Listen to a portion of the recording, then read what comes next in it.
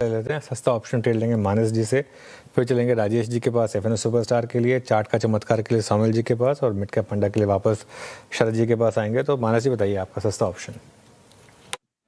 तो देखिए, सस्ता ऑप्शन के लिए फोर्टिस के ऑप्शन में खरीदारी करनी है। फोर्टिस में हम करीब 7-8 दिन से कंसोलिडेशन देख रहे थे, लेकिन आज हमें एक ब्रेकआउट देखने को मिला है। तो इसका 980 वाला कॉल ऑप्शन जो 29 रुपीज पे ट्रेड हो रहा है, वहां पर खरीदारी करनी है 19 रुपीज के स्टॉप लॉस से। टारगेट करीब करीब 50 रुपए के आसपास के हो सकते हैं। फोर्टिस हेल्थ केयर जिसका जिक्र मैं 2 बजे कर रहा था, बहुत अच्छा बिल्डअप यहाँ पर है। राजेश पालवे जी के पास चलते हैं, फिर सुपरस्टार के लिए राजेश जी का पिक कर रहे हैं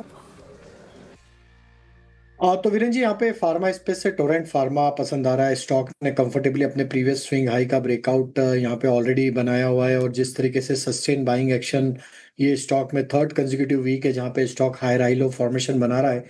हमें लगता है ये स्टॉक में 4600 के टारगेट के लिए फ्यूचर्स में बाय की जा सकती है। टोरेंट फार्मा फ्यूचर्स में डाउन साइड में स्टॉप लॉस रखना होगा करीब 4470 के आसपास। ओके, एफएनओ सुपरस्टार के लिए टोरेंट फार्मा। सोमिल जी, आपका चार्ट का चमत्कार बताएं। मेरा स्टॉक रहेगा HDFC लाइफ।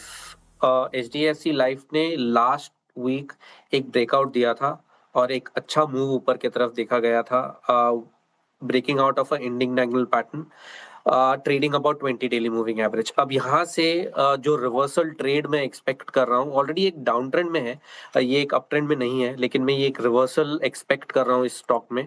टारगेट रहेगा 660 शॉर्ट टर्म में, और स्टॉप लॉस रहेगा 608। ओके, चलिए मिड कैप फंडा के लिए शरद अवस्थी जी के पास चलते हैं। शरद जी बताइए आपके पिक। KPR मिल्स होगी हमारी मिड कैप फंडा पिक। कंपनी टेक्सटाइल्स की वर्टिकली इंटीग्रेटेड देश की जानी मानी कंपनी है। लगभग 45-50% एक्सपोर्ट से आता है। यूरोप इनकी मेजर मार्केट है।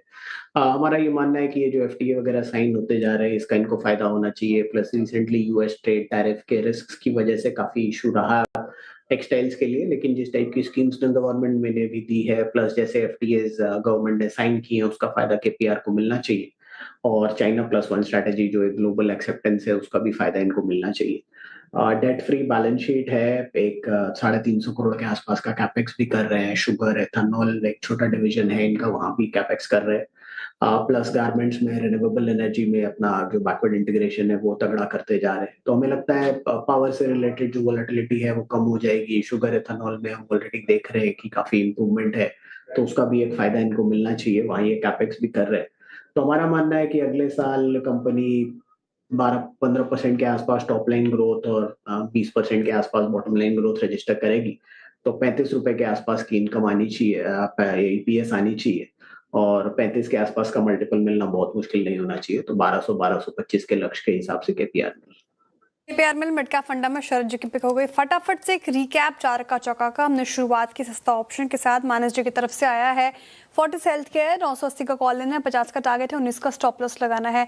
एफएनओ सुपरस्टार के लिए टोरेंट फार्मा सुझाया है राजेश पालवे जी ने, और फार्मा स्पेस में स्ट्रेंथ है। 4600 के लिए चेज कीजिए, 4447 का आपको लगाना है stop loss. HDFC life chart का चमत्कार सोमिल जी को काफी भार आया है। 660 की टारगेट है, 608 का स्टॉप लॉस लगाने की बात कही है उन्होंने, और अभी अभी मिड कैप फंडा KPR मिल चुना है। शरद जी ने यहाँ पर खरीदारी की राय लंबी अवधि के नजरियों से।